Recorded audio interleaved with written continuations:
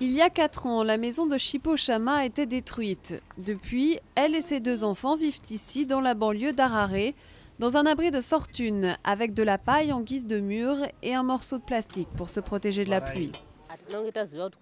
Nous ne savions pas que le gouvernement allait détruire nos maisons. Ils sont arrivés et nous ont expulsés immédiatement. Comme Chipo Chama, près de 700 000 personnes ont été jetées à la rue sans aucun préavis en mai 2005. Une conséquence de la campagne gouvernementale d'expulsion et de démolition des quartiers informels appelée Murambatsvina, ou rétablir l'ordre.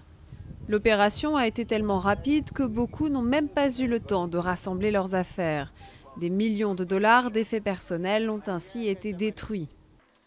J'ai perdu une armoire, une cuisine équipée, des canapés et d'autres objets que nous avons laissés derrière nous. Si je dois donner une valeur aux biens que j'ai perdus, je dirais $300.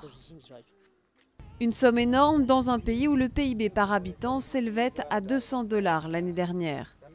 John Chitawa a eu lui un peu plus de chance. Le gouvernement lui a reconstruit une petite maison de 4 chambres, mais sans eau courante ni électricité, ses conditions de vie restent difficiles. Pourtant, il semble s'être résigné.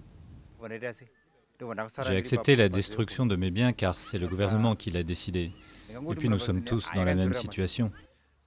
Le gouvernement d'unité zimbabwéen a depuis réalisé l'inhumanité du programme et tente de rétablir la situation.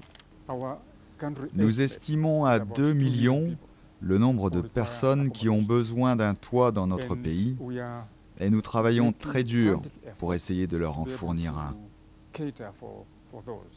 Nous savons que si nous ne réagissons pas vite, nous aurons des bidonvilles qui apparaîtront un peu partout. Même si depuis l'arrivée de Morgan Tsvangirai au pouvoir, la volonté de venir en aide aux déplacés est là, le gouvernement n'a reconstruit que 4205 logements, faute de moyens.